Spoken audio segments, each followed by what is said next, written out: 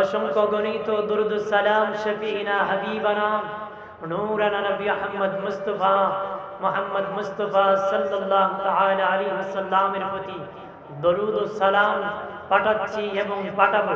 উচ্চ কণ্ঠে চিৎকার করে আরেকবার বলি আলহামদুলিল্লাহ। আল্লাহ নবী রাসূল পৃথিবীতে পাঠাইছেন দুনিয়ার মানুষকে জান্নাতে নেওয়ার জন্য। কিসের জন্য? মানুষকে দুনিয়ার থেকে জান্নাত কামাই করে শিক্ষা দেওয়ার জন্য, জান্নাতি বানায় দেওয়ার জন্য 1 লক্ষ অথবা 2,24,000 নবী রাসূল আল্লাহ দুনিয়ায় পাঠাইছে। কেন? মানুষ যেন বেহেশতি হয়ে কবরে যায়, মানুষ যেন বেহেশতি হয়ে কবরে যায়। আপনারা বলেন কোন নবী কোন ধর্মের দাওয়াত দিয়েছে? বলতে পারবেন? যদি কেউ জীবনে বলে কোন নবী কোন ধর্মের দাওয়াত দিয়েছে, কমাও শীষ মারে, বলবেন সব নবী ইসলাম ধর্মের দাওয়াত দিয়েছে। সব নবী কি ইসলাম ধর্মের দাওয়াত দিয়েছেন। বনি ইসরাইল পয়গম্বর 70,000 নবীর শেষ নবীর নাম হযরত ঈসা আলাইহিস সালাম। ওই ঈসা নবীও ইসলাম ধর্মের দাওয়াত দিয়ে বিদায় হয়েছেন। কিন্তু উম্মতরা মন গড়া ধর্মের নবীর বিদায়ের পরে আবির্ভাব ঘটেছে, প্রায় যুগে এরকম ঘটেছে। কিন্তু সব নবীরাই ইসলাম ধর্মের দাওয়াত দিয়েছেন। আমাদের নবীও ইসলাম ধর্মের দাওয়াত দিয়েছে। আর জোরে কর বন্ধুরে আমার,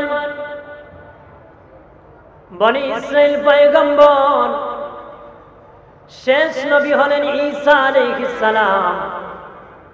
আর ঈসা আলাইহিস সালামের বংশ যেতে যেতে হযরত ইয়াকুব আলাইহিস সালাম যাবে। ইয়াকুব আলাইহিস সালামের আরেক নাম ছিল ইসরাইল। এখান থেকে বনি ইসরাইল, ইয়াকুবের বংশধর সব নবীকে বনি ইসরাইল পয়গম্বর বলা হয়। ইয়াকুব নবীর বংশধর সব নবীকে বনি ইসরাইল পয়গম্বর। আর ইয়াকুব আলাইহিস সালামের বাবার নাম ইসহাক আলাইহিস সালাম। আর ইসহাক আলাইহিস সালামের বাবার নাম ইব্রাহিম আলাইহিস সালাম। ইব্রাহিম নবীর 2 বিবি ছিল, সায়রা আর হাজরা। সায়রার ঘরে জন্মগ্রহণ করেছিল ইসহাক আলাইহিস সালাম। হাজরার ঘরে জন্মগ্রহণ করেছিল হযরত ইসমাঈল আলাইহিস সালাম। সায়রার ঘরে কি ইসহাক আলাইহিস সালাম, হাজরার ঘরে ইসমাঈল আলাইহিস সালাম। আর বাবাজি ওই ইসহাকের বংশে 70,000 নবী এসেছেন, কিন্তু ইসমাইলের বংশে শুধু একজন নবী আসছে। তিনি হলেন আমাদের নবী, রহমতের নবী। ইসমাইলের বংশে শুভ আগমন করছে। আপনারা কোন ইসহাকের বংশের দাম বেশি না ইসমাইলের বংশের দাম বেশি? কেন? কারণ যত নবী এসেছেন সবচেয়ে দামি নবী হলেন আমাদের নবী। আমাদের নবী হলেন এক নবী এসেছে, সেই বংশের দাম বেড়ে গেছে।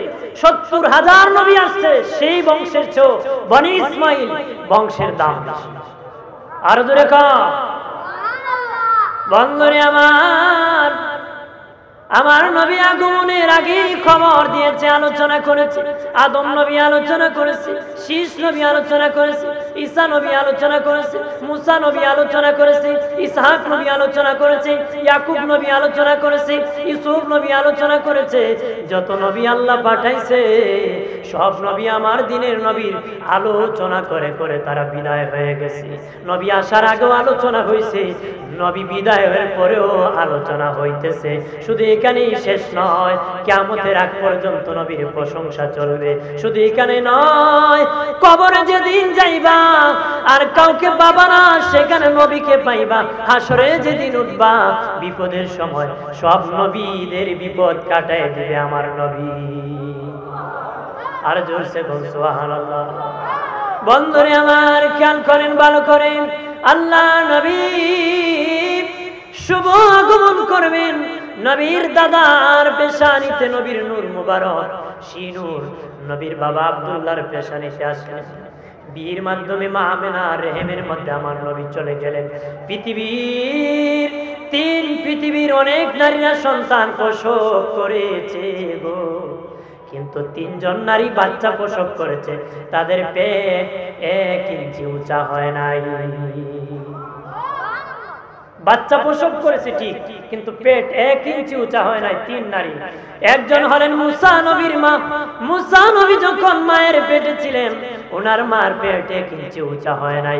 আরেকজন ঈসা নবীর মা মরিয়ম, ঈসা নবী যখন মরিয়মের পেটে ছিলেন, মরিয়মের পেট 1 ইঞ্চি উঁচা হয় নাই। আরেকজন হলেন আমাদের নবীর মা রাহমাতাল লিল আলামিনের আম্মা জান মা আমেনা রাদিয়াল্লাহু তাআলা আনহা। নবী যখন পেট মুবারক ছিলেন, মা আমেনা কয়, আমার পেট 1 ইঞ্চি উঁচা হয় নাই। আরো জোরে কম। নবী আসার আগে বাবা ইন্তেকাল হয়ে গেলেন। আল্লাহু আকবার বলেন না। আমার আল্লাহ বলেন, আমার বন্ধুর শান বাড়ানোর জন্য, ইজ্জত বাড়ানোর জন্য তার বাবাকে আমি পৃথিবীর থেকে নিয়ে গিয়েছি। আল্লাহু আকবার বলেন না। কারণ তার বাবা যদি বেঁচে থাকতো গো, তাহলে তার মায়ের ঘরে একজন ভাই হতো, সন্তান হতো, তার ছোট ভাই তাকে বড় ভাই বলতো। নবীর কাছে যেন বড় ভাই কেউ না বলে, নবীর শান অনেক বড়, যদি আপন ভাই হয় ভাই ডাকবে। এই জন্য ভাই ডাক যেন কেউ না ডাকতে পারে, নবীর ইজ্জত বাড়ানোর জন্য নবীর বাবাকে আল্লাহ নিয়ে গিয়েছে। আর খুব ছোট্ট বয়সে নবীর বাপ মাকেও নিয়ে গিয়েছেন ইজ্জত বাড়ায় দেওয়ার জন্য। আল্লাহ বলেন, নবীর ছেলে সন্তান আমি দিয়েছি, কিন্তু নাবালক অবস্থায় তাদেরকে আমি বিদায় দিয়েছি আমার নবীর শান মান বাড়ায় দেওয়ার জন্য। নবীর সন্তান ছেলেরা হয়েছে 4 জন ছেলে হয়েছে। শেষে একজন মারিয়াকে বিয়ার করে একজন সন্তান হয়েছিল, যার নাম ইব্রাহিম। এর আগে মা খাদিজার ঘরে 3 জন ছেলে সন্তান হয়েছিল, পুত্র সন্তান, কিন্তু আল্লাহ নিয়ে গিয়েছেন। মুশরিকরা বদনাম রটাইল যে মুহাম্মদ তো নির্বংশ, তার সন্তান ছেলে তাকে। বাবাজি আল্লাহ প্রতিবাদ করে জানিয়ে দিলেন, হে মুশরিকরা, আমার নবী নির্বংশ না, তোমরাই হলে লেজ কাটা নির্বংশ। আল্লাহু আকবার বলেন না। আর নবীর বিরোধিতা করলে আল্লাহ প্রতিবাদ করে, আল্লাহ আমি আমার নবীর সন্তানকে কেন নিয়ে গেছি জানোনি? আমার নবীর সন্তান যদি পৃথিবীতে বেঁচে থাকে, তাহলে যদি নবীর পরে নবী হয়, তার সন্তান যদি নবীর পরে নবী হয়, আদমের সন্তান শীষ নবী হইছে, আদমের সম্মান আমার বন্ধুর সম্মান সমান হয়। আমার বন্ধুর সম্মান সমান হয়, কারণ আদমের সন্তান শীষ নবী হইছে, ইব্রাহিমের সন্তান ইসমাইল নবী হইছে, ইসহাক নবী হইছে, ইসহাকের সন্তান ইয়াকুব নবী হইছে, ইয়াকুব আলাইহিস সালামের সন্তান ইউসুফ নবী হইছে। এই রকম ভাবে একজন নবীর সন্তান আরেকজন নবী হইছে। আর আমার নবীর সন্তানকে যদি নবী বানাই, তাহলে আদমের সন্তান নবী হইছে, ইসহাকের সন্তান নবী হইছে, ইয়াকুবের সন্তান নবী হইছে, তার সাথে আমার নবীর শান সমান হয়ে যায়। আর নবীর সন্তান যদি তাকে নবী না বানায়, তাহলে তাদের সন্তান নবী হইছে। আর নবীর সন্তান যদি নবী না হয়, তাদের থেকে আমার বন্ধুর শান কমে যায়। কারণ তাদের পরে যদি নবীর ছেলে যদি নবী হয়, সমান হয় ইজ্জত, আর না হলে ওদের ইজ্জত থেকে আমার নবীর শান কমে যায়। এই জন্য আল্লাহ বলেন, আমার দোস্তের শান অন্য নবীর সমানও রাখবো না, কমাবো না, আমি বাড়ায় দিব। আমার নবীর পরে কোন নবী নাই। আরো জোরে বলে, আমার নবীর পরে নবী নাই। নবী বিদায়ের পর নবীর যুগ চলবে। আপনারা বলেন এখন কার যুগ? জোরে বলে। মানুষ বলে অমুক নবীর যুগে এটা ছিল না, এখন সেটা আছে। বাবা এর দাদার যুগ নাকি এখনো চলে আমার নবীর যুগ? কথা বলেন ঠিক কিনা? এখনো আমার নবীর যুগ, নবীর দাওয়াত চলতেছে, নবীর কুরআন চলতেছে, নবীর ইসলাম দাওয়াত চলতেছে, নবীর পথ মত মানিয়া উম্মত হইতেছে। কতদিন চলবে? ইয়াউমাল কিয়ামাহ, কিয়ামত পর্যন্ত নবীর যুগ চলতেই থাকবে। আর জোরে বলে। আল্লাহ বলেন, ওয়া মা আরসালনাকা ইল্লা রাহমাতাল লিল আলামিন। আমি আমার হাবিবকে রাহমাতাল লিল আলামিন হিসাবে পাঠাইছি। আল্লাহ নিজের শানে কইছে আলামিন, হাবিবের শানে কইছে আলামিন। আলম এক বচন, আলামিন বহু বচন। আলম বলতে দুনিয়া বোঝানো হয়, আলামিন বলতে অর্থাৎ আল্লাহর যত সৃষ্টি আছে সবকে বোঝানো হয়। আল্লাহ বলেন, ও দোস্ত, আমি তামাম সৃষ্টির রব, আপনি হলেন তামাম সৃষ্টির রহমত। আরো জোরে বলেন। এই আয়াতের তাফসীর করতে মুফাসসিরিন کرام বলেছেন, আল্লাহর নবী মুমিনের জন্য রহমত, কাফেরের জন্য রহমত, এমন কি স্বয়ং আল্লাহর জন্য আমার নবী রহমত। আরো জোরে কর। হাজরিন, কথা কি বোঝা যায় নাই? জোরে কোন বোঝা যায়? খারাপ লাগতেছে নাকি? এক দোষী বলেন সাল্লাল্লাহু আলা মুহাম্মাদ,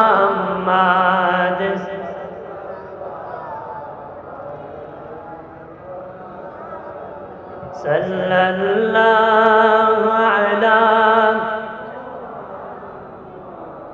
সাল্লাল্লাহু।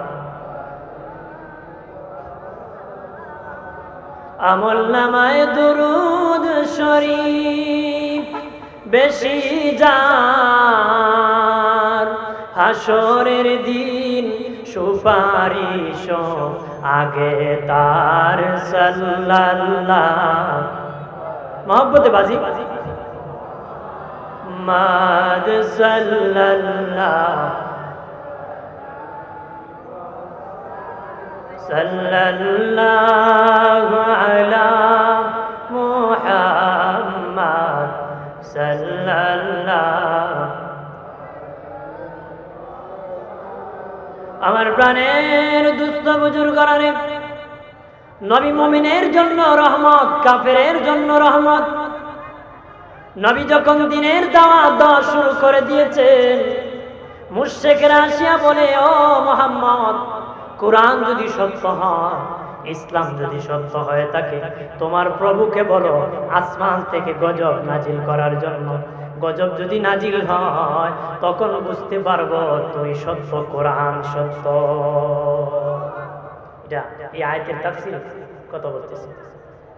আমার আল্লাহ ডেকে বলেন, ও হাবিব, তাদেরকে জানিয়ে দেন, তাদেরকে বলে দেন, তারা যদি গজব দেখতে চায়, পূর্বের নবীর যুগের গজব গুলা যখন দেখে, পূর্বের নবীর যুগে আমি পাপ করা মারতে আমি আল্লাহ আযাব দিছি, গজব দিছি, সাথে সাথে পানিশমেন্ট দিয়েছি, কিন্তু এখন আর আসমান থেকে গজব নাজিল করব না গো। আপনার রাহমাতাল লিল আলামিন জমিনে আছেন, ওই রহমতের মধ্যে আমি আল্লাহ নিজে আছি, সেখানে গজব দেওয়াটা আমি আল্লাহর শুভ হবে না রে। এই আয়াতের তাফসীরে আজিজিয়ার মধ্যে, তাফসীরে দুররে মনসুরের মধ্যে এনেছেন পূর্বের যুগের গজবের কথা। কারণ নবী রহমত থাকার কারণে পাপ করার পরে গজব আসে না। আর পূর্বের যুগে যারা পাপ করত, সাথে সাথে পানিশমেন্ট আসতো। তাফসীরে আজিজিয়ার মধ্যে আছে, তাফসীরে দুররে মনসুরের মধ্যে আছে আয়াতের তাফসীর। বলে ওই যে হাতি, আমাদের দেশে হাতি আছে কিনা? জোরে কোন আছে কিনা? ওই হাতিও ছিল মানুষ, হাতিও ছিল মানুষ। এটা কেমন মানুষ? এটা টাকাওয়ালা, অহংকারী, সাথে তার অভ্যাস ছিল পুরুষ যে খারাপ কাজ করে, এমন খারাপ কাজ করার তার অভ্যাস ছিল। এমন পাপ করার কারণে আমার আল্লাহ গুসা হইয়া, রাগ হইয়া অহংকারী লোকটাকে হাতি বানায় দিছে।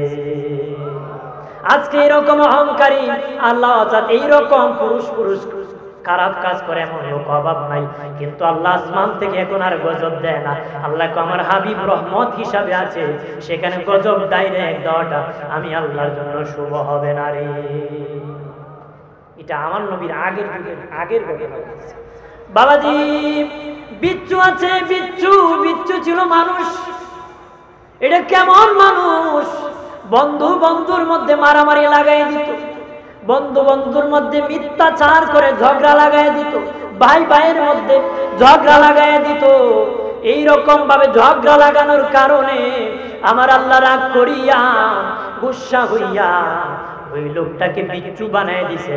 আমাদের সমাজে এখনো যারা এরকম খারাপ কাজ করে, মারামারি লাগায়, মানুষ কয় বাপরে এ দে বিচ্ছু, হয় না?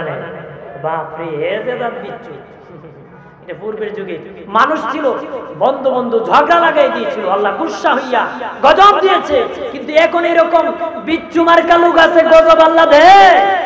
আল্লাহ আমার নবী রহমত হিসাবে আছে, সেখানে গজব দেওয়া আমি আল্লাহর জন্য শুভ হবে। আল্লাহু আকবার বলেন না। আমার প্রাণের বাবাজি, গৈসাব ছিল মানুষ। বাবাজি মরু প্রান্তরে ডাকাতি করত, চুরি করত, আড়ালে দাঁড়াইয়া চুরি করত। ওই চুরি করার কারণে চোরদেরকে আমার আল্লাহ, ডাকাতদেরকে আমার আল্লাহ গৈসাব বানায় দিছে। আমাদের শেষে চোর ডাকাত কম না বেশি? যে যত বড় শিক্ষিত তত বড় কলমের গুতা দিয়া চুরি করে। আরে অভাব শুরু আছে, স্বভাব শুরু আছে। বাবাজি অভাব সুর ৫-৭টা করে চুরি করেছে, হাসরের মাঝে ৫-৭ জন তার বিপক্ষে দাঁড়াবে। আর স্বভাব চোর যারা সরকারি চেয়ারে বসিয়া পাল্টা খাইয়া ঘুষ খাই চোরে বাবা, হাসরের দিন তামাম বাংলাদেশের মানুষ তোমার বিপক্ষে দাঁড়াবে। কথা বলে বন্ধুরে আমার, ৮০ নম্বর যদি সিরিয়াল পরে ডাক্তারের কাছে ১০০ টাকা দিলে ১ নম্বরে আসে। কথা বলে না, এমন কোন জায়গা নাই ঘুষ চলে না। ঘুষ তো খায় আর খায়, মনে হয় গরুও খাইব। কথা বলেন না। এইরকম খারাপ কাজ থেকে বের হয়ে আসো, খারাপ কাজ খেয়েছে চুরি বাটপাড়ির থেকে বের হয়ে আসো। বাবাজি মানুষ তেলের মাথায় তেল দেয়, যার তেল নাই তার কেউ তেল দেয় না। যার কাপড় আছে তাকে গিফট করে, যার একটা লুঙ্গি নাই তার কেউ লুঙ্গি দেয় না রে। কথা বলেন ঠিক না? বাবাজি ঘুষাপ মানুষ ছিল, আল্লাহ রাগ করিয়া ওই ঘুষাপ বানায় দিয়েছেন। আবাবিল পাখি মানুষ ছিল, আরবের খেজুর বাগান থেকে খেজুর চুরি করেছিল। চুরি করার কারণে আমার আল্লাহ রাগ করিয়া গুসা করিয়া তাদের কি পাখি বানায় দিয়েছে। কিন্তু এখনো আমাদের দেশে চুর করে, ফল চুরি করে এমন লোক আছে, আল্লাহ গজব দেয় না। আমার নবীর রহমত আছে, এখানে গজব দিলে আমি আল্লাহর জন্য শুভ হবে না রে। ভাইম মাছ আছে, ভাইম মাছ দেখতে সাপের নেই। এই ভাইম মাছ ছিল একজন মহিলা। এই মহিলা কেমন বেহায়া বেপরদা ছিল, যার জামা গায়ে কাপড় জামা লাগতো না, যার জামা গায়ে লাগতো না। বাবাজি আল্লাহ গুসা হইয়া ওই মহিলাটাকে ভাইম মাছ বানায় দিয়েছে। এখন ওই মাছের গায়ে কাদা লাগে না রে। এটা আল্লাহ বিরক্ত হইয়া তাকে বানায় দিয়েছে। বন্ধুরে আমার খেয়াল করেন, ভালো করেন, অদুস্থ বুজুর্গরা, এইরকম ভাবে পূর্বের যুগের 13টা আলামত। ওই দিন মাকড়সা জাল বাঁধে, আছে না? মাকড়সা ছিল মানুষ। এটা কেমন মানুষ? একজন মহিলা ছিল, তার আপন স্বামীকে জাদু করেছিল, আপন স্বামীকে জাদু করেছিল। আমার আল্লাহ গুসা হইয়া ওই মহিলাটাকে মাকড়সা বানায় দিছে। চিল্লায় বলেন নাউজুবিল্লাহ। আমাদের দেশে এমন লোক আছে এখনো আল্লাহ গজব দেয় না। আল্লাহ কো আমি, আমার নবী রহমত আছে, সেখানে গজব দেওয়ার জন্য আমার শুভ হবে না রে। সেখানে গজব দেওয়া আমি আল্লাহর জন্য শোভনীয় হবে। পিছনে ডিস্টার্ব করবেন না দয়া করে। আমার প্রাণের বাবাজি খেয়াল করেন ভালো করিয়া, এইরকম ভাবে 13টা আলামত, 13টা আলামতের কথা বলেছে। আপনারা জানেন বানরের ঘটনা সবাই জানেন। বানর ছিল মানুষ। কথা কথা না, বানর থেকে হয়েছে মানুষ। জোরে কয়, নিজের অস্তিত্ব নিজেই জানে না, এই জন্য বান্দর থেকে হয়েছে। আল্লাহ 14 জানুয়ারির চোর খারাপ, এটা হেদে খারাপ, এটার পরিচয় দিছে। যদিও দেখতে মানুষ, কিন্তু জানোয়ারের চেয়ে খারাপ। আর এই সমস্ত কথা মূর্খ লোক বলে না, শিক্ষিত লোক বলে। জোরবেন কারা কয়? আপনারা কোন তার বেশি মূর্খ লোকের চিরে, অশিক্ষিত মানুষের চিরে না শিক্ষিত মানুষের চিরে? বেশি শিক্ষিত মানুষের চিরে। কথা কোন ঠিক কিনা? কথা কম। মার যত লাগে বুঝদার দিবি লাগে। কথা বলে অত বড় শিক্ষিত আবার তার চিরে কেমনি? এটা গল্প কই। এক শিক্ষা অফিসার এক শিক্ষা প্রতিষ্ঠানে গিয়েছিল পরিদর্শন করার জন্য। মানে শিক্ষিত হইলেও মাঝে মাঝে চিরে দেয়। সব শিক্ষিত সুশিক্ষিত না, কারণ নাহলে ভালো শিক্ষিতের বদনাম হবে। এবারে গেছে শিক্ষা প্রতিষ্ঠান, এক ক্লাসরুমে ঢুকিয়া কয় এখন কোন ক্লাস রে? ছাত্ররা কয় এখন অঙ্কের ক্লাস। বালা সময় আইছি, একটা অঙ্ক করো তো। সবাই কাগজ কলম লইছে। কয় আমি তোমার স্কুলের গেট থেকে তোমাদের স্কুলের গেট থেকে ক্লাসরুমে আসতে আমার 10 মিনিট সময় লেগেছে, বলো তো আমার বয়স কত? এটা কি জাত অঙ্ক দিছে? সব বাচ্চারা কাগজ কলম ফালায় বসে রয়েছে। আপনারা দেখবেন যারা স্কুল কলেজে পড়ছে ক্লাসের মধ্যে প্রত্যেক পণ্ডিত পোলাপান হয়ে গেছে। কিছু পণ্ডিত থাকে না, এক পণ্ডিত এমনি আখাইতেছে। একটু পরে স্যার কয় অঙ্ক করছ? জি স্যার অঙ্ক করছি। কেউ কোনে একই করছে। কত আমার বয়স কত? স্যার আপনার বয়স 60। আন্তাজি কইছে লাগিয়ে গেছে। আন্তাজি কইছে কি হয়েছে? কয় অঙ্ক করতে তো সূত্র লাগে, তুই তো অঙ্ক করছ, কোন সূত্রে অঙ্ক করছ? অবশ্যই সূত্র আছে স্যার, বিনা সূত্রে অঙ্ক করি নাই। কি সূত্র? আমার বাড়ির পাশে আমার একটা চাচাতো ভাই আছে, আধা পাগল, এর বয়স 30, আপনি পুরা পাগল, বয়স 60। আধা পাগলের বয়স যদি 30 হয়, পুরা পাগলের বয়স কত? নাস্তিকরা পুরা পাগল। কথা বলেন ঠিক কিনা? পাগল না হইলে নিজে বানর থেকে হইছে এই কথা বলতো। কথা বলেন ঠিক কিনা? আমার বানের বাবাজি, ওই বানর ছিল মানুষ। দাউদ নবীর যুগে বলে দিয়েছিলেন প্রতিদিন মাছ ধরবা, তবে শনিবারে মাছ ধরবা না। শনিবার দিন মাছ খেলাধুলা করতো, খেলতে খেলতে নদীর কিনারে চলে আসতো।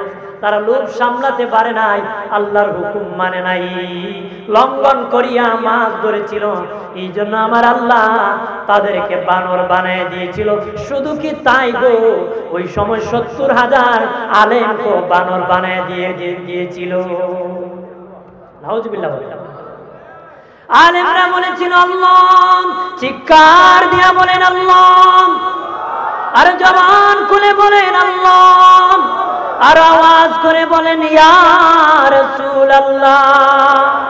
আলেমরা বলেছিল মালিক, ও মালিক, তারা তোমার হুকুম লঙ্ঘন করেছে, তাদেরকে তুমি বানর বানাইছো।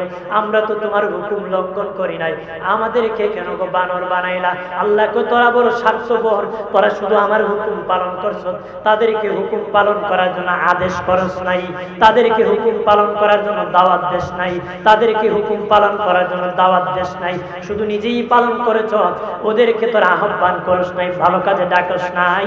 ওই অপরাধের কারণে তাদের সাথে তোদেরকে আমি বানর বানায় দিছি। নাউজুবিল্লাহ বলে।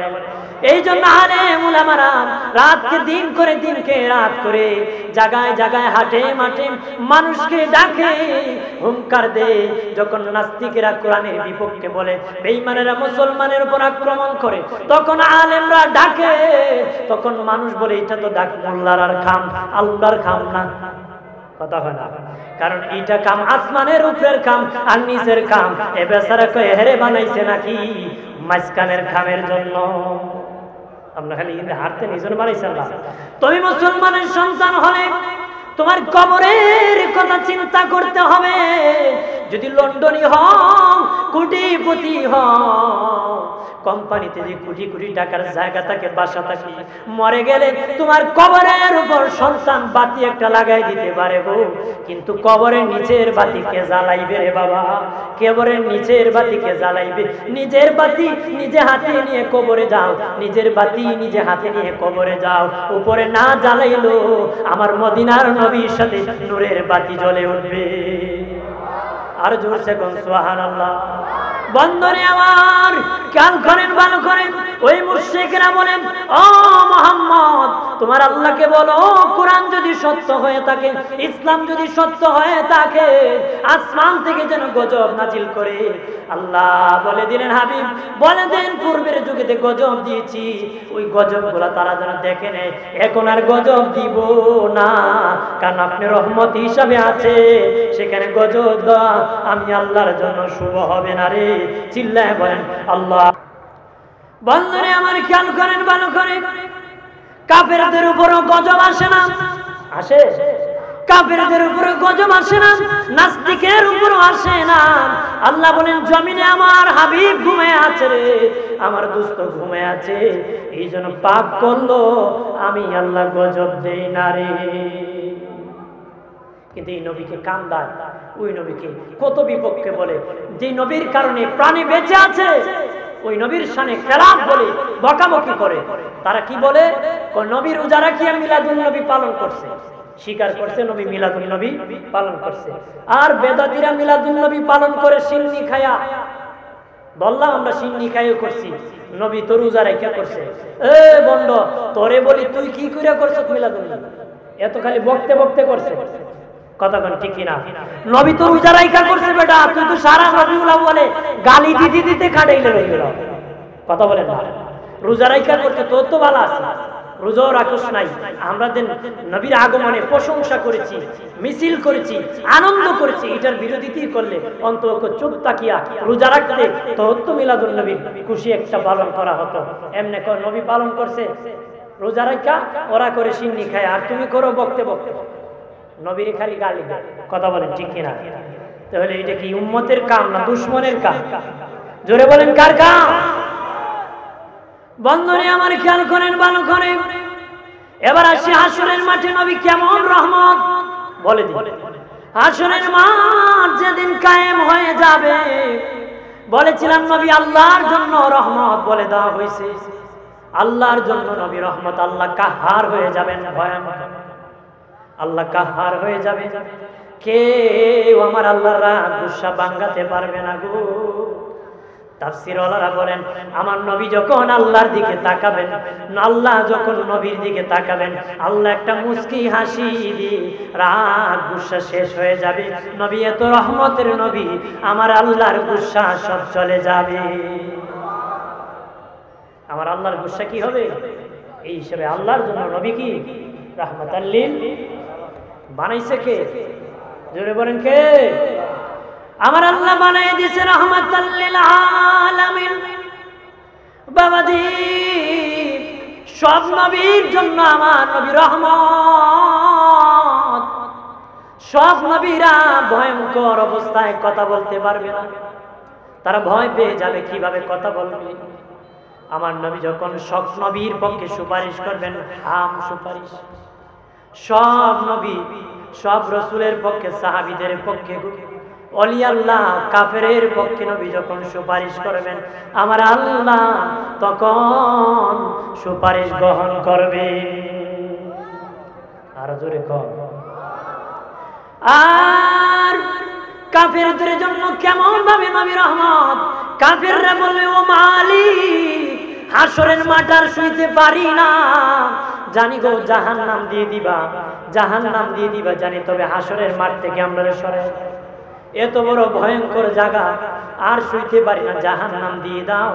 আমার নবীর সুপারিশের দ্বারা কাফেরদেরকে ওই জাহান্নামের তাদের ওই আবদার করবে, আল্লাহ আমাদেরকে হাসরের ভয়াবহ থেকে মাফ করিয়া জাহান্নামে পৌঁছায়া দাও। আমার নবীর দ্বারাই তাদেরকে হাসরের মাঠ থেকে তাদের কথা রাখিয়া জাহান্নামে পৌঁছায়া দেওয়া হবে। তাহলে তাদের কথা একটা রাখা হলো, হাসরের মাঠে নবীর দ্বারা তারা দয়া পেল, মানে এইটার ভয়াবহ আরো আযাব তারা পাইত। কথা বলেন ঠিক কিনা? আর আদম থেকে ঈসা পয়গম্বর পর্যন্ত সব নবী একত্র হইয়া বলবেন, আমাদের তো আল্লাহ জান্নাত দিয়ে দিবেন, আর হাসরের মাঠ শুইতে পারি না, হাসরের মাঠ আমরা শুইতে পারি না, আমরা এবার চলে যাব আল্লাহর কাছে। আল্লাহর কাছে দরখাস্ত করবে, আল্লাহ আমরা তো নবী, আমাদেরকে তো তুমি জান্নাত দিয়ে দিবা। আমার নবীর সম্মান কত শুনে যাবে।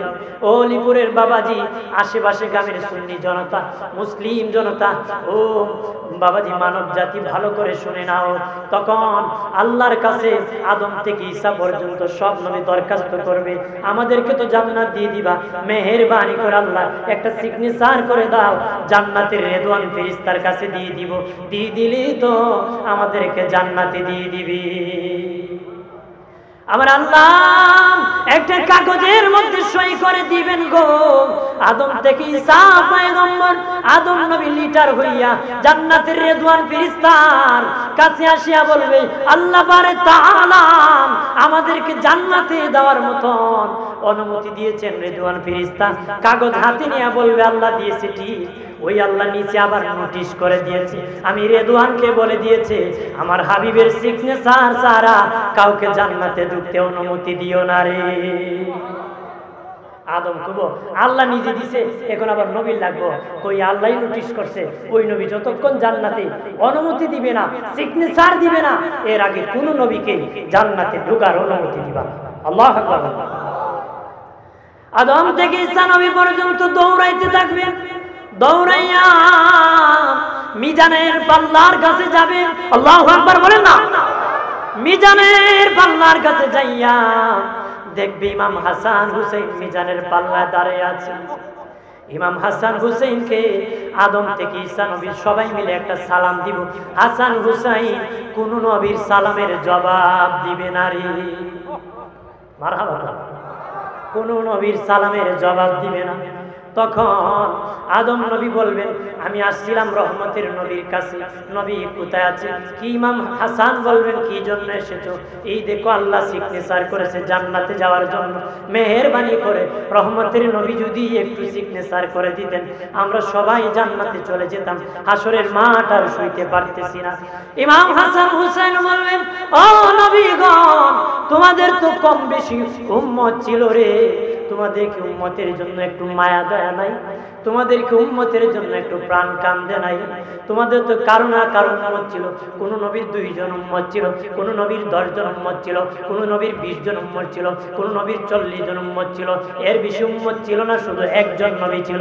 আল্লাহর নবী বলেন, আমি দেখলাম হাসরের মাঠ কায়েম হয়ে গেছে, হঠাৎ করিয়া দেখি একজন নবী আসছে, উনি সামনে হাঁটতেছে, পিছনে 6 লক্ষ। আল্লাহ গো, উনি কে গো? আল্লাহ কইনি বনি ইসরাইল পয়গম্বর মুসা আলাইহিস সালাম।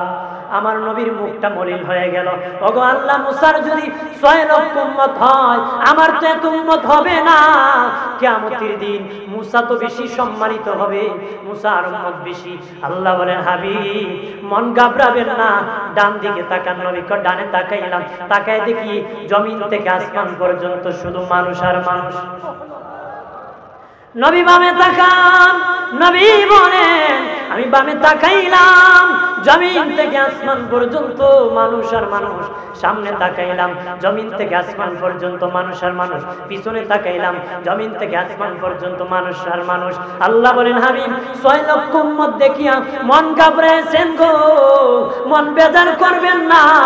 ডানে বামে সামনে পাছনে যত মানুষ দেখেছেন তারা সবাই আপনার রাসূলুল্লাহর একা উম্মত। ও হাবিব, হাসরের মাঠে 120 কাতার মানুষ হবে গো, একাই আপনি রাসূলুল্লাহর 80 কাতার উম্মত হবে। আর জোরে বলে, আপনার একাই 80 কাতার উম্মত হবে। আপনার শান মান ইজ্জত বাড়ানোর জন্য আমি হাসরের মাঠ কায়েম করেছি, ইজ্জত বাড়ানোর জন্য আমি হাসরের মাঠ কায়েম করে দিয়েছি। এমনি ইমাম হাসান হুসাইন বললেন, তোমাদের কি উম্মতের মায়া নাই? তারা বলবে, হ্যাঁ মায়া আছে, কিন্তু আমরা তো নাফসি নাফসি নিজেরই রক্ষা করতে পারতেছি না। ইমাম হাসান হুসাইন বললেন, আমি জানি না আমার নানা জান কোথায় আছে, তবে আমার নানা রবিউল আব্বাল মাসে যখন পৃথিবীর থেকে বিদায় নেবে, আমি ইমাম হাসান হুসাইনকে আমার নানা ডাকিয়া কই, নাতি রে, হাসরের মাঠ যেদিন কায়েম হয়ে যাবে, হাসরের মাঠ যেদিন কায়েম হয়ে যাবে, হুলাহুলি লেগে যাবে, ভয়ঙ্কর অবস্থা হবে, আমি নবী চতুর্দিকে দৌড়াদৌড়ি করবো রে। আমি জানি না এত তাড়াতাড়ি মিজানের পাল্লার কাছে যেতে পারবে। হাসরের মাঠে উঠিয়া তোমরা দৌড়াইয়া মিজানের পাল্লার কাছে উপস্থিত তাই করে তোমরা দেখিও আমার উম্মতের নেকি বদি ওজন হবে রে। আমার উম্মতের যদি বদির পাল্লা ভারী হয়ে যায়, নেকির পাল্লা যদি হালকা হয়ে যায়, ওগো হাসান হুসাইন, তোমাদের শাহাদাতের সওয়াব আমার উম্মতের আমল নামায় দিয়ে দিও। তাও যদি দিয়া যদি না হয় রে এরে হাসান হুসাইন নাতি, তা দিয়া যদি না হয় আমার উম্মতকে যদি ফেরেশতা নিয়ে যেতে চায়, তোমরা মিজানের পাল্লায় উঠে বসিয়া থাইকো।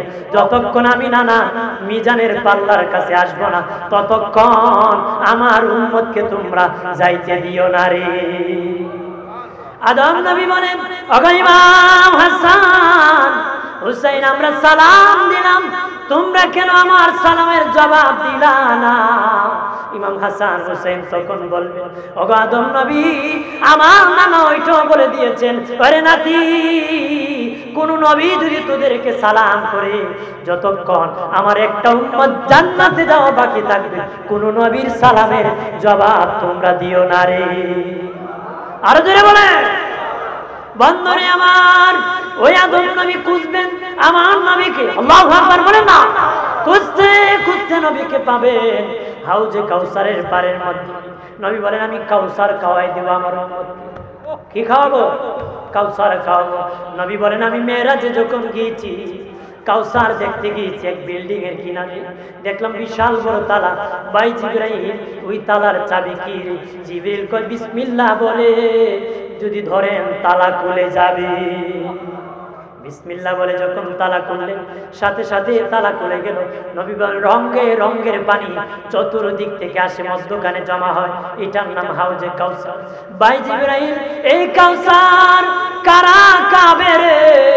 জিবরিল বলে, ইয়া রাসূলুল্লাহ, এই দুনিয়া যারা বেশি বেশি করে বিসমিল্লাহ বলবে, তাদেরকে আমার আল্লাহ হাউজে কাউসার খাওয়ায়া দিবে। আমার আল্লাহ যখন মেরাজ থেকে নবী এসে গেলে, আমার দিনে নবীজি বিনায়া বিনায় কান্দে আল্লাহর কাছে বলে, আল্লাহ ও প্রভু, আমি কিন্তু সব কাজে বেশি বেশি বিসমিল্লাহ বলি, আমি নবীকে তুমি হাউজে কাউসার দিও। আল্লাহ বলেন, জিবরাইল, জিবরাইল, আমার হাবিব বারবার হাউজে কাউসার চায়, বন্ধুর কাছে জানিয়ে দাও,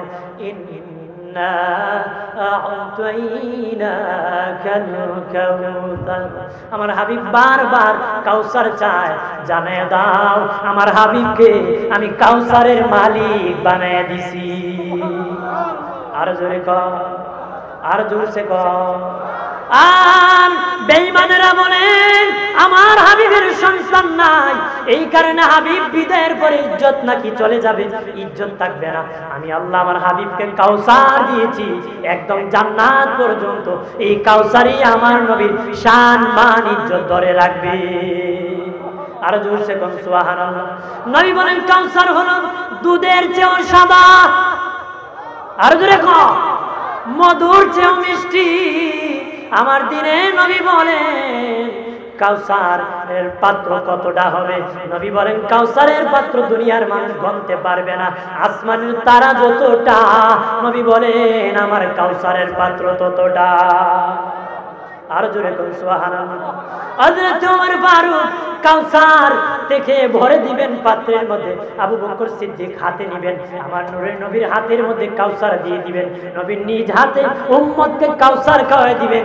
কিতাবের মধ্যে এসেছে, জীবনে একবার যদি হাউজে কাউসার কেউ খেতে পারে, তার জীবনে কোনোদিন পানির পিপাসা হবে না রে। আদম নবী বলবেন, ও নবী, এই দেখেন আল্লাহ সুবহানাহু ওয়া তাআলা সিগনেচার করে দিয়েছেন, এখন আপনার সিগনেচার বাকি আছে, দিলে আমরা জান্নাতে চলে যাব। আমার নবী বলবেন, নবীগণ, ও নবীগণ, আমার একটা উম্মত যতক্ষণ জান্নাতে যাওয়া বাকি থাকবে, এর আগে আমি এই সিগনেচার করব না রে। তোমরা জানো, আমি নবী যতক্ষণ জান্নাতে ঢুকবো না, কোন নবীর জন্য জান্নাত হালাল হবে না। আমার উম্মত যতক্ষণ জান্নাতে ঢুকবে না, কোন নবীর উম্মতের জন্য জান্নাত হালাল হবে না রে। আমার নবী যতক্ষণ জান্নাতে ঢুকবে না, কোন নবীর জন্য জান্নাত হালাল হবে না। আমার নবীর উম্মত যতক্ষণ জান্নাতে ঢুকবে না, কোন নবীর উম্মতের জন্য জান্নাত হালাল হবে না। আমার নবী যতক্ষণ রওজাত থেকে উঠবেন না, কোন নবী রওজাত থেকে উঠতে পারবেন না। আমার নবীর উম্মতের আবু বকর উমর যতক্ষণ রওজাত থেকে উঠবে না হাসরের মাঠে, ততক্ষণ কোন নবীর উম্মত হাসরের মাঠে উঠতে পারবে না রে। আল্লাহুম্মা সাল্লি আলা মারহাবা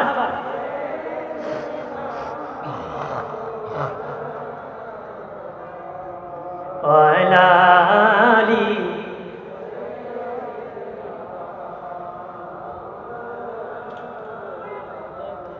ধন্য গো আমেনা মাগো ওমা ধন্য আপনার জিন্দিগি আপনার উসিলায় পাইলাম মাগো রাহমাতাল লিল আলামিন আল্লাহুম্মা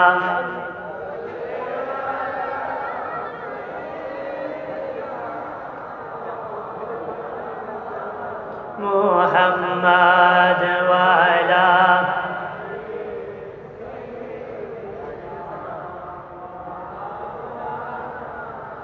আমার বানের বাবাজি আমার নবী কেমন রাহমাতাল লিল আলামিন, কেমন রাহমাতাল লিল আলামিন। আল্লাহ বলেন আমি জমিনটা বানাইছিলাম, আমি উদ্বোধন করি নাই, জমিন উদ্বোধন করি নাই। এজন্য নবীগণ নামাজ পড়তেন 2 রাকাত, 2 জায়গায়, তাদের নিজ মসজিদ অথবা নিজ বাসস্থান, তৃতীয় কোনো জায়গায় নামাজ পড়া বৈধ ছিল না। উম্মতের এক জায়গায় মসজিদ ছাড়া তার জন্য বৈধ ছিল না। বাবাজি কোনো কালবার যখন হয়, রাস্তা যখন হয়, উদ্বোধনের আগে উন্মুক্ত করা হয় না। কিছু কিছু মানুষ যায়, ওপেন করা হয় না। ওপেন করা হয় যখন উদ্বোধন হয়, এই কালবারটা, এই রাস্তাটা বৈধ করা হয়, পরিষ্কার করা হয়, ওপেন করা হয়। আল্লাহকে জমিন বানাইছে ঠিক, আমি উদ্বোধন করি নাই। কিন্তু আমার নবী যখন দুনিয়ার যদি কালবার উদ্বোধন হয়, একটা নেম প্লেট দেওয়া হয়, এমপির নাম দেওয়া হয়, প্রধানমন্ত্রীর নাম দিয়ে, মন্ত্রীর নাম দিয়ে উদ্বোধন হয়। আল্লাহকে জমিন বানাইছে, উদ্বোধন করি নাই। আমার নবী যেদিন জমিনে কদম লেগেছে, মুহাম্মদ নামের সাইনবোর্ড দিয়া আমি দুনিয়াতে উদ্বোধন করে তামাম পৃথিবীটা আমি আল্লাহ মসজিদ বানিয়ে দিছি। এর আগে আমি ওপেন করি নাই, এই দুনিয়াকে পবিত্র করি নাই। আমার নবী রহমতের নবী যখন কদম লাগাইছে, আমি আল্লাহ দুনিয়াটা উম্মতের জন্য পবিত্র উন্মুক্ত করে দিয়েছি। আমার উম্মত যেখানে খুশি সেখানে দাঁড়াইয়া সেজদা করতে পারবে। আল্লাহ বলেন আমি প্রথম আসমান বানাইছি, উদ্বোধন করি নাই। দ্বিতীয় আসমান বানাইছি, উদ্বোধন করি নাই। তৃতীয় আসমান বানাইছি, উদ্বোধন করি নাই। নবীর শান কেমন রে ও মুসলিম জনতা, ভালো করে শুনে নাও। আল্লাহকে চতুর্থ আসমান বানাইছি, আমি উদ্বোধন করি নাই। পঞ্চম আসমান বানাইছি, উদ্বোধন করি নাই। ষষ্ঠ আসমান বানাইছি, উদ্বোধন করি নাই। সপ্তম আসমান বানাইছি, উদ্বোধন করি নাই। আমি মেরাজের দাওয়াত কেন করছি জানো নি? আমার নবীর মা কান্দে আর বলে আল্লাহ আমার সন্তানের বাবা যদি বেঁচে থাকতো, ফুফির বাড়ি নিয়ে বেড়াইতো, খালার বাড়ি বেড়াইতো, নানার বাড়ি বেড়াইতো, আত্মীয়র বাড়ি বেড়াইতো। অগদস্তন আপনার মা কান্দেন, আপনার বাবা বেঁচে থাকলে নাকি ওই বাড়ি ওই বাজার বেড়াইতো।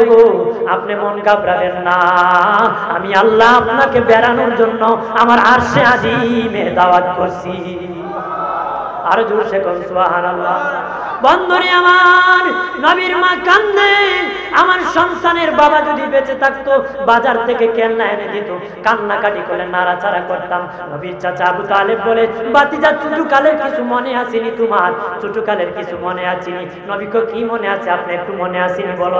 ওরে বাতিজা, আমি একদিন তোমার মা তোমাকে খোলা মাঠের মধ্যে, আঙ্গিনার মধ্যে শুয়ে রাখছে। আমি দেখলাম আকাশের 4টা সূর্যটা তোমার দিকে আসা শুরু করছে।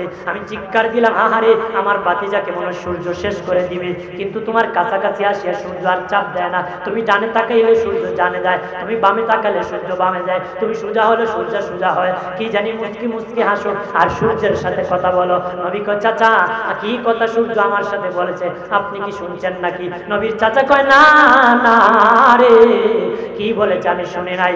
নবী বলেন, চাচা আপনি যদিও শুনেন নাই, আমি শুনেছি।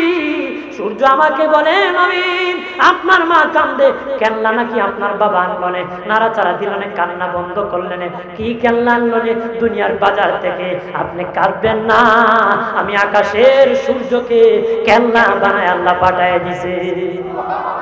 আল্লাহ বলেন মেরাজের রজনীতে আমি প্রথম আসমানে একটা নেম প্লেট দিলাম, নবীর একটা নাম দিয়ে উদ্বোধন করলাম। দ্বিতীয় আসমানের মধ্যে আরেকটা নেম প্লেট দিলাম, সেটার মধ্যে আরেকটা নাম দিয়ে উদ্বোধন করলাম। তৃতীয় আসমানের নেম প্লেটে নবীর আরেকটা নাম দিয়ে উদ্বোধন করলাম। চতুর্থ আসমানে আরেকটা নাম দিয়ে আমার নবীকে চতুর্থ আসমান উদ্বোধন করলাম। পঞ্চম আসমানে নেম প্লেটে আরেকটা নবীর নাম দিলাম, সেখানে উদ্বোধন করলাম। ষষ্ঠ আসমানে নেম প্লেটে আরেকটা নাম দিয়ে নবী ষষ্ঠ আসমান উদ্বোধন করলাম। সপ্তম আসমানে আরেকটা নেম প্লেট দিয়া আপনার নাম দিয়ে উদ্বোধন করেছি। আমার আরশে আজিমটা উদ্বোধন করি নাই, আমার আরশে আজিমে যত মুবারক সহ উঠাইয়া হাবিবুল্লাহর নেম প্লেট দিয়া আমার আরশে আজিম উদ্বোধন করেছি।